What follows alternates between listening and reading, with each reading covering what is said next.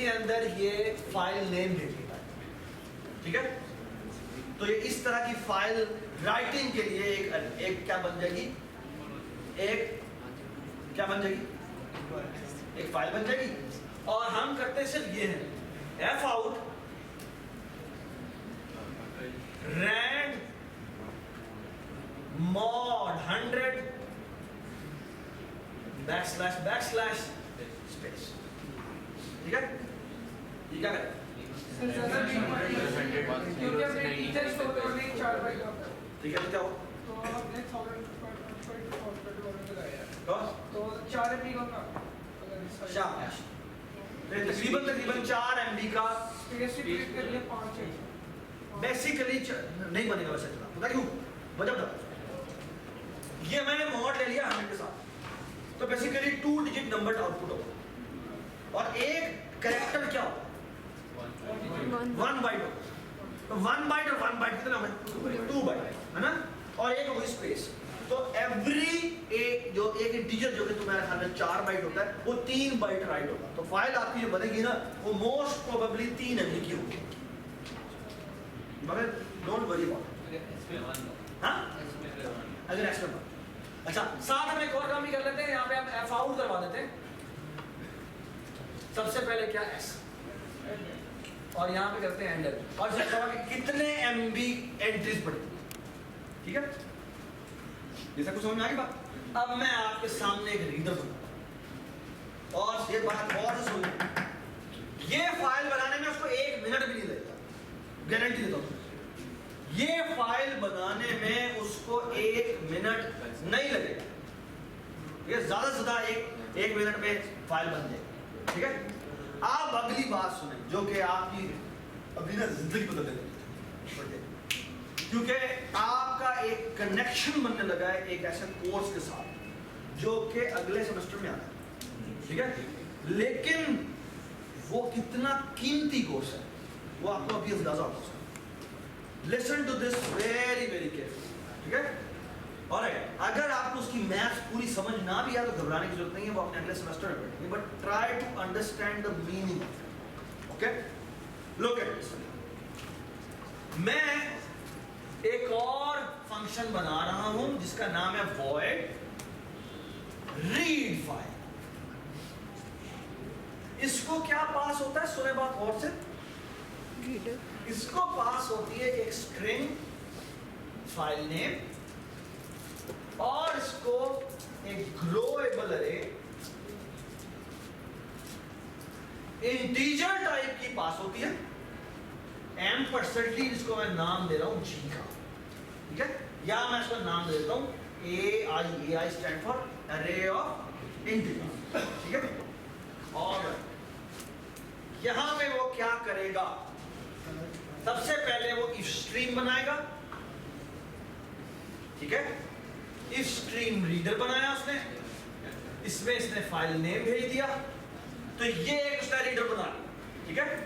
यहां पर इसने एक इंटीजर s बनाया, रीडर के थ्रू सबसे पहले इसने s रीड किया, ये से पता लग गया कि कितने MB एंट्रीज आगे पड़ी हुई है, ठीक है। और फिर ये एग्जैक्ट सेम लूप हो जाता है, क्या, for loop I is equal to 0, I is less than 1024 into 1024 into s, और ये हो जाएगा I plus plus, ठीक है। और यहां पर सिर्फ ये काम करता है, मान और से बात, यहां पर मैंने s बनाया, यहां पे मैंने v बनाया, ठीक है। Alright, stand up please, stand up please.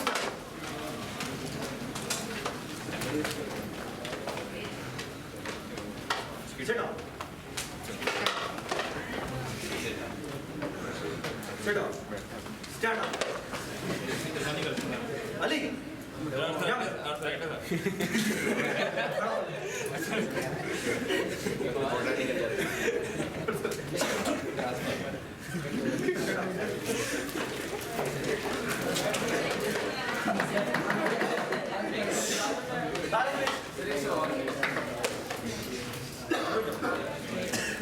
Listen.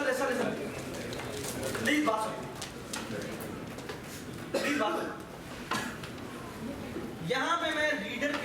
सबसे पहले V में रीड करता हूँ, ठीक है। उसके बाद मैं AI dot push back call करता हूँ और उसमें बस ये V इतना सा मेरा कोड है, ठीक है। और ये अभी आपकी जिंदगी में तहलका मचा उसकी बहुत बड़ी वजह है। ये कितने MB की फाइल है? ये बेसिकली हमने जो बनाई थी 3, अगर फॉर एग्जांपल अगर 1 MB की फाइल बनाई है, ठीक है, तो वो 1 MB एंट्रीज रीड करेगा। 1 MB कितना होगा? तकरीबन 10 रेज़ टू पावर 6, ठीक है। और अगर ये 10 MB की फाइल है तो बड़ी बात है, 10 MB की हर मूवी जो होती है, छोटी सी मूवी तो मैं 5 सेकंड की भी बनाऊँ ना तो वो 10 MB की होती है। 10 MB 20 MB की आराम से होती है। ये जो आपके सामने कैमरा है, ये जो एक फाइल जो 40 मिनट की होती है वो तकरीबन 4 GB की होती है, ठीक है। तो आराम से अगर आप 1 मिनट की मूवी बनाएं तो वो काफ़ी बड़ी फाइल है, ठीक है। और वो ऑप्टिमाइजेशन भी चल रहा है तो छोटी फाइल होगी वो ज़्यादा बड़ी होती है, ठीक है। तो बेसिकली अगर मैं 10 MB एंट्रीज करवा दूँ तो 10 MB का मतलब है 10 रेज़ टू पावर 7 एंट्रीज, ठीक है। इसके अंदर गेम ही है, ठीक है। अच्छा मार्क, अब सुने बात,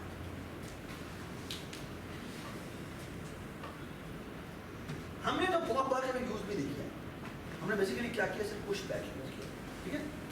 अब सवाल ये है कि ये पुश बैक टाइम कितना लेगा। सुने अब पुश बैक बेसिकली करता क्या है, ये पिछली सारी कॉपी करता है, एक नई एरे बनाता है, पिछली सारी कॉपी करता है और फिर वो पुरानी मेमोरी उसको डिलीट करता है। डिलीट हम समझ लेट से हम अज्यूम करते हैं कि चलो भाड़ में कर, ठीक है। हम बड़ा डिलीट करना कोई मुश्किल काम नहीं है क्योंकि वो मेमोरी डिलीट नहीं करता, वो बस उस पॉइंटर वो उसकी एंट्री को डालता है, वो डिलीट फिजिकली जाके डिलीट नहीं करता चीज़, क्योंकि वो बेसिकली वो कहता है ये फ्री हो गई है, अब किसी और ने राइट करना है उसके ऊपर राइट कर देगा बस, ठीक है। तो डिलीट करने में ज़्यादा देर नहीं लगती, इसलिए आप कोई फाइल कॉपी करें ना अच्छी भली देर लगती है, लेकिन अगर आपको फाइल डिलीट करें तो फॉन्ट डिलीट हो जाती है।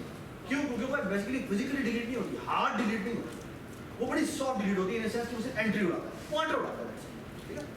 ये बड़ी इंपॉर्टेंट बात है। अच्छा सुनेगा, अब बात ये पुश बैक है, इसकी कॉस्ट क्या है। ये पहली दफा सिर्फ ये तो चलेगा नहीं, पहली दफा क्योंकि साइज हमारा 0 है, ठीक है। तो पहली दफा कॉस्ट आएगी 1, कितने कॉपी करेगा? 1 कॉपी करेगा, ठीक है। अगली दफा जब चलेगा तो 2 कॉपी करेगा, क्यों? ये लूप भी चल रहा है और ये भी चल रहा है, 3। अच्छा तीसरी दफा जब आएगा तो 3 कॉपी करेगा, 2 यहाँ पर और 1 यहाँ पर, फिर 4, 5, 6, इस तरह चलते चलते चलते चलते इसने 10 रेज़ टू पावर 7 तक जाना है। अगर 10 MB की आपकी फाइल पड़ी हुई है तो इसने यहाँ तक, ठीक है। अच्छा अगर अब आपको याद हो तो पहली क्लास में हमने इसका सोल्यूशन निकाला था, that was 10 raise to power 7 into 10 raise to power 7 plus 1 over 2, ठीक है। और I can write this thing as 10 raise to power 7 है तो 10 रेज़ टू पावर 6 into 10 कर देते हैं, तो ये कट जाएगा, तो ये आ जाएगा 5 into 10 raise to power 6 multiplied by, ठीक है, 10 रेज़ टू पावर 7 ही कर, ठीक है। Does it make sense? ठीक है, ऑलमोस्ट इतना है, ठीक है। मैं आगे अच्छी लिख दूंगा, ठीक है। अच्छा इतनी दफा इसने चीजें कॉपी करनी है जो तकरीबन किसके बराबर आती है, 5 into 10 रेज़ टू पावर 13 के बराबर, ठीक है। Alright, now look at this. मैं इस ग्रोएबल अरे में इधर आ जाता हूं, इस ग्रोएबल अरे में एक छोटी सी चेन करता हूं, और वो छोटी सी चेन इतनी छोटी चेन है, एक लाइन की chain, and look at the repercussion of that one line. It will going to make my data structure even more simpler, okay? But the जो इसकी ramification है वो इतनी कोई मजे की है that you will be really startled, okay? And now look at this. मैं सिर्फ एक छोटी सी चेंज करता हूँ और वो चेंज ये जो ग्रोएबल है जिसे कहते हैं लीनियरली ग्रोएबल अरे। लीनियरली इसलिए क्योंकि वो हर दफा एक इंक्रीमेंट करता है, ठीक है। अब जो मैं चीज बता रहा हूं ना, जो कि तुम्हारी C++ पे जो तुम लोगों ने यूज भी किया है, उसे कहते हैं वेक्टर। वेक्टर 1 2 4 6 अच्छा, इसको ना V बड़ा लिखना ताकि ये उससे कंफ्यूज ना हो। ठीक है। जो तुम्हारी लाइब्रेरी में वेक्टर है ना, वो स्मॉल v से शुरू होता है, तो प्लीज का नाम अगर आपने रखना, आपने कैपिटल V रखना प्लीज। ये इस पूरे लेक्चर का सम अप है, तो please be very attentive. Okay, ये वेक्टर मेमोरी है, ठीक है। अच्छा, मैं थोड़ा सा जल्दी काम करूंगा, छोटी छोटी चेंज है वो आपने चेंजेस देखे। यहां पर वो एक काम करता है, यहां पर ये इंट साइज तो है ही है, साथ वो एक और वेरिएबल रखता है जिसका नाम रखता है कैपेसिटी, ठीक है। यहां पर वो वही करता है जो पहले था, ठीक है, sorry T step, very good. ये ग्रोएबल अरे बिल्कुल वैसा ही है, ठीक है। कैपेसिटी ठीक है। इसमें बेसिकली वो इज इक्वल टू ये भी नहीं करता, ठीक है। बाय द वे, इसके अंदर बेसिकली ये वाला फंक्शन आप बना भी सकते हैं, या आप ना बनाएंगे तो, अगर आप नहीं बनाएंगे तो क्या करेगा, तो मैं अब मैं वेक्टर में बनाऊंगा तो वेक्टर में एक पैरामीटर और होगा जिसमें कोई पैरामीटर पास नहीं, ठीक है। और इसमें ये क्या करेगा, इसमें बेसिकली वो क्या करता है, Size. Capacity is equal to 1 कर देता है साइज 0 और साइज इज इक्वल टू 0, ठीक है। और V is equal to new t capacity, ठीक है। अच्छा, अब सवाल पता क्या, सवाल ये है बेसिकली वो अरे बैकएंड में बनाता है कैपेसिटी साइज की, ठीक है। अरे बैकएंड में बनाता है कैपेसिटी साइज की, ठीक है। और साइज पता क्या रखता है, साइज रखता है अभी मैंने कितनी इसमें एक्चुअल स्टोर की है, ठीक है। कैपेसिटी क्या है कि मैंने कितनी पहले स्पेस बना दी, और साइज क्या बताता है कि मैंने इसमें एक्चुअल कितनी यूजर ने मुझे इसमें एंटर रखी है, ठीक है। और जो कमाल है इसका वो यही एक चीज में है। Now let's try to analyse कि ये कैसे करेगा काम। जी, अब इधर आ जाए। Now what I will going to do is the following. पहले तो मैं कोड तो बाद में करता हूं, एंड यू विल सी कि वो कोड मच मोर सिंपलर हो जाएगा, but let's me try to first tell you the idea कि आइडिया क्या है। और आइडिया ये है कि पहले वो अरे बनाता है एक साइज की, ठीक है। कितने साइज की बनाता है, एक साइज। अगर मैं कोई भी पैरामीटर नहीं पास करूंगा तो वो एक साइज की अरे बनाता है, और अगर मैं साइज पास कर दूंगा तो वो साइज और कैपेसिटी दोनों को इक्वल कर देता है, और ये उतने साइज की अरे बना देता है, ठीक है। और वो ऑपरेटर ओवरलोड हुए हुए हैं, वो आपने चाहे उसको चेंज करना चाहे कर सकते हैं, ठीक है। अच्छा, अब सुनो, अब जब आप उसको पुश बैक करने को कहते हैं तो वो ये काम करता है, वो कहता है हाँ भाई मेरे साइज की वैल्यू है। अगर साइज की वैल्यू लेट से 5 है और कैपेसिटी की वैल्यू 8 है, तो वो क्या करेगा, वो सिर्फ छठे इंडेक्स पे जाके जो भी वैल्यू आई वो रखवाता है, ठीक है। अच्छा, अब उसके और साइज में एक इंक्रीमेंट करेगा, कैपेसिटी डबल। तो सुनिए बात गौर से, अगर साइज की वैल्यू कैपेसिटी के बराबर नहीं हुई अभी तक, तो वो क्या करेगा, वो जो भी वैल्यू आई ठक उस जगह राइट करेगा, क्योंकि उसने जगह बना के पहले रखी है। अच्छा, अगर उसके पास वैल्यू आई है ऐड होने के लिए और capacity is equal to size है, तो वो एक काम करता है, और काम क्या है कि वो सबसे पहला काम करता है कैपेसिटी को डबल करता है, और कैपेसिटी को डबल करने के बाद वो क्या करता है, जितनी पहले अरे बनी हुई थी उसके डबल साइज की अरे बनाता है, ठीक है। फिर पुरानी पिछली सारी वैल्यूज उस पे कॉपी करता है, नहीं वैल्यू, ठीक है। और जो नई आने वाली वैल्यू है फिर वो उसके बाद कॉपी करता है, साइज में एक इंक्रीमेंट कर देता है, और अब जो डबल जब किया तो बाकी सारी की सारी जो स्पेस है वो वही की वही पड़ी। सो एग्जांपल, लेट्स से आपका साइज भी 8 था और आपकी कैपेसिटी भी 8 थी। अच्छा, वो क्या करेगा कि जब वो 9th वैल्यू ऐड करने के लिए आएगा तो सबसे पहले वो कैपेसिटी को डबल करेगा, तो वो 16 साइज की अरे बनाएगा, 32 और वो पिछली 8 तो कॉपी करेगा ही करेगा, 9th वैल्यू भी कॉपी करेगा। इस स्टेप की कॉस्ट है 9। कितनी कॉस्ट है? 9। ठीक है, और उसने 7 स्पेसेस ज्यादा बना। लेकिन अब इसका एडवांटेज पता क्या है? अगली 7 एंट्रीज 1 कॉस्ट की होंगी, और इसकी मैथमेटिकल रिपरकशंस क्या कमाल है। Look at this. मैं लेट्स से ये इस तरह शुरू नहीं करता, मैं इस तरह शुरू करता हूं। तो सबसे पहला क्या होगा? पहले पे कॉस्ट आई 1, दूसरे पे कॉस्ट आई, यहां मैं लिख रहा हूं कॉस्ट, यहां मैं लिख रहा हूं कैपेसिटी। ठीक है, मेरी कैपेसिटी भी 1 है और कॉस्ट भी 1। पहली सेशन के ऊपर। ठीक है, कैपेसिटी 2, दूसरे पे आ गए। मेरी कैपेसिटी हो गई 2 और कॉस्ट भी 2 हो गई होगी। पिछला 1 भी कॉपी होगा और ये वाला भी कॉपी होगा। ठीक है, छोड़ो। अच्छा, अगले पे जो कॉस्ट आएगी वो आएगी 3, 4, लेकिन कैपेसिटी हो जाएगी 4। ओके, आगे देखें। अगले पे कॉस्ट आएगी 1, कैपेसिटी वही की वही है, कोई एक्सपेंशन नहीं। अच्छा, अगले पे जो कॉस्ट आएगी वो आएगी 5। क्यों? क्योंकि अब आप कैपेसिटी को रीसाइज कर रहे हैं, वो हो जाएगी 8। ठीक है, और 4 पिछली कॉपी की और 1 नई आने वाली वैल्यू कॉपी। ठीक है, अब हाँ क्या वेक्टर के लिए बता।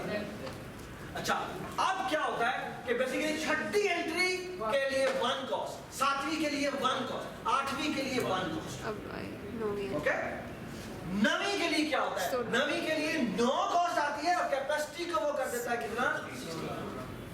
ओके जी। 10वीं के लिए भी 1 कॉस्ट, 11वीं के लिए भी 1 कॉस्ट, 16 तक के लिए 1 कॉस्ट, 17वें के लिए 17 कॉस्ट और कैपेसिटी हो गई है 32। Okay, and now look at this. 32 तक जो है वो 1 जाता रहेगा। 33 के लिए कॉस्ट आएगी 33 और ये कैपेसिटी हो जाएगी 64। और अगली 30 जो 1 एंट्रीज है उस पे कॉस्ट आती जानी है 1 + 1 + 1 + 1, और जब 64 तक 1 आता जाएगा और 65 के ऊपर वो कैपेसिटी कर देगा 128, और ये कॉस्ट आ जाएगी कितनी? 65। ठीक है, हमारी टोटल कॉस्ट कितनी है इस पूरी चीज का सम। ठीक है, अब ये सम हम निकालते हैं कि ये सम किसके बराबर आएगा। ठीक है, अच्छा, अब ये मैं ये सम निकालना चाहता हूं, मैं दोबारा से ये सम लिख रहा हूं। ठीक है, और वो किसके बराबर है? 1 + 2, ये प्लीज लिख जो आप हैं, +3 + 1 + 5 + 1 + 1 + 1 + 1 +9 + 1 + 1 + 1 + 1, फिर आएगा क्या? 17। और से देखें प्लीज, ये सबसे इंपॉर्टेंट क्रक्स पॉइंट है इसका। फिर 15 दफा 1 आएगा, क्योंकि 32 तक 1 जाना है ना, और फिर 33 के ऊपर यहाँ पे 33 आते हैं। फिर 1 आना शुरू होगा, 64 तक जो है वो उसकी स्पेस बनी पड़ी है। 65 पे 65 कॉस्ट आएगी, और क्या होगा? फिर 1 आना शुरू होंगे और 128 तक 1 ही रहेगी। ठीक है, मैं आगे नहीं बना। अच्छा, मैं इन सब में अगर देखूं तो एक तो हर एक है ही है। तो अगर मैंने n इंसर्शंस की है, कितने इंसर्शन किए? n। वैसे तो n की वैल्यू हमें पता है कितनी है, 10⁻7 है। ठीक है, वो 7 तो मैं बाद में लाऊंगा, लेकिन let me try to solve it for n। ठीक है, ठीक है, तो ये बेसिकली मैं n को ना पहले साइड पे कर दूं।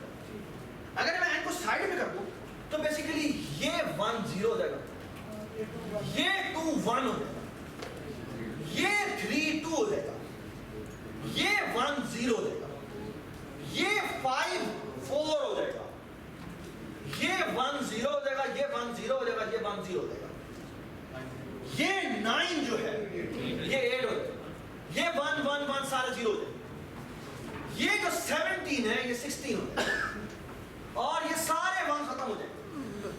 ये जो 33 है ये 32 रहता है, ये सारे 1 खत्म हो जाएंगे। ये जो 65 है ये 64 हो जाएगा, और आगे 1 जो 64 3 एंट्रीज है वो 0 हो जाएगी। ठीक है, वो पहले ही मैंने निकाल दिया। अभी नहीं, ये देखिए जी। अब क्या कॉस्ट ऐड करनी बाकी है, ये वाला। 1 + 2 + 4 8 So 1 + 2 + 4 + 8 + 60 + 32 + 64 + 128 प्लस करते करते n तक जाना है। ये है ज्योमेट्रिक सीरीज। और जो ज्योमेट्रिक सीरीज होती है इसका बड़ा सिंपल सा, इससे पिछली टर्म क्या होगी एक्चुअली n/2 होगी, इससे अगली टर्म क्या होगी n/4 होगी। ये अगर हम निकालें, ये मैं एक डब्बा बनाया, मैंने एक और डब्बा बनाया, मैं शेड करना शुरू करता हूँ, ये n है और ये भी n है, n/2 तो ये n जो है इसको शेड करेगा, कितना बाकी पड़ गया, n बाकी बचा, जो कि अगली टर्म क्या ट्वाइस है, n/2 का ट्वाइस है। ये जो n था वो इन दोनों का हाफ है, ऐसे ही है ना, और जो अगली टर्म है वो इसका हाफ है, तो ये इसका हाफ शेड होगा, कितना बाकी बच जाएगा, n/2 बाकी बच जाएगा। अगली टर्म क्या है, वो n/4 है, वो इसका हाफ करेगी और n/4 छोड़ेगी, और वो अगली टर्म क्या है, n/8 है, जो कि इसका हाफ है। This will never fill up. This summation is less than or equal to 2n. And let me prove it to you. कि 1 + 2 करे कितना आता है? वो 4 से छोटा है। 1 + 2 + 4 करे कितना आता है? जो 8 से छोटा है। 1 + 2 + 4 + 8 करे 15 आता है, 16 से छोटा है। इन सब का सम करो, 31 32 से कम, इन सब का सम करेंगे वो 2n से 1 कम होगा। Okay, so this entire sum is less than 2n and this entire sum is actually 3n। ये बात सुनाई? अब सुने बात कहां को, ये जो हमने इंप्लीमेंटेशन की है, इसकी अगर n ऑपरेशन करें तो कॉस्ट बनती है 3n। इसके जो ग्रोएबल एरे थी उसकी कॉस्ट निकाले तो वो बनती है n × n + 1 / 2 अप्रोक्सीमेटली n², ये है 3n। आप सुने बात, अगर ये 10 MB का डेटा हम वेक्टर में लोड करते, वेक्टर से लोड करते, और वेक्टर लेता है 1 सेकंड, क्या लेता है? अगर लेट्स से वेक्टर 1 सेकंड में लोड करता है तो पता है ग्रोएबल अरे कितने सेकंड्स में लोड करेगी? सुने बात गौर से, क्योंकि ये है 3n के बराबर और 3n बराबर है 1 सेकंड के, तो ये कितना है? ये है तकरीबन n²। तो let's try to calculate it. ये बनता है 10⁵ (5 × 10⁶ × 10⁻⁷), ठीक है, डिवाइडेड बाय कर देते हैं 3 × 10⁻⁷। ये मेरा आंसर आ जाएगा सेकंड में, कि कितने सेकंड ये प्रोग्राम लेगा। ये 10⁻⁷ से, ये 10⁻⁷ क्या, ये आ गई 5 × 10⁻⁶ डिवाइडेड बाय 3। सुने, ये आ गया ये, ठीक है जी।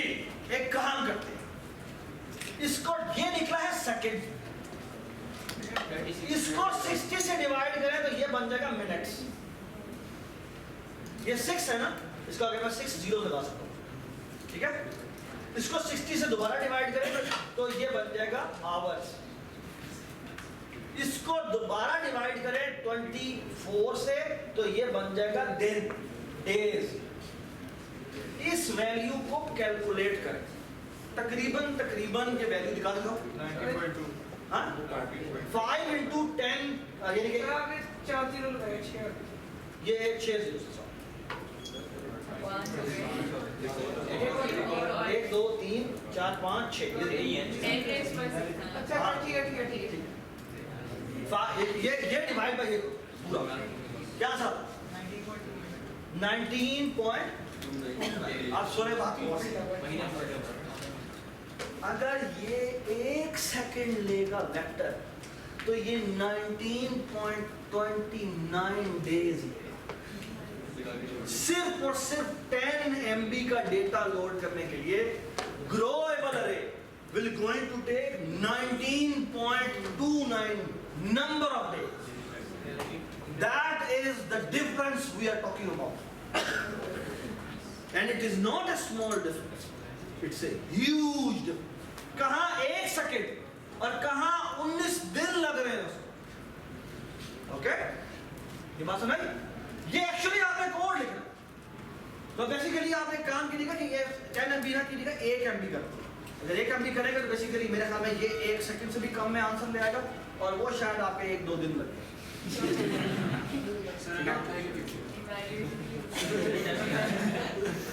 ये अभी मेरे ख्याल में 1 दिन से थोड़ा कम. अच्छा सुनो मेरी बात. अब सवाल ये है, अब जो बाकी सब चीजें रह गई है वो देखिए ये चीज इसमें इंप्लीमेंट कैसे करें. चलिए lesson please. Let's look at I think growable अरे ये आप दोनों कर लेंगे. मैं आता हूं पुश. ठीक है?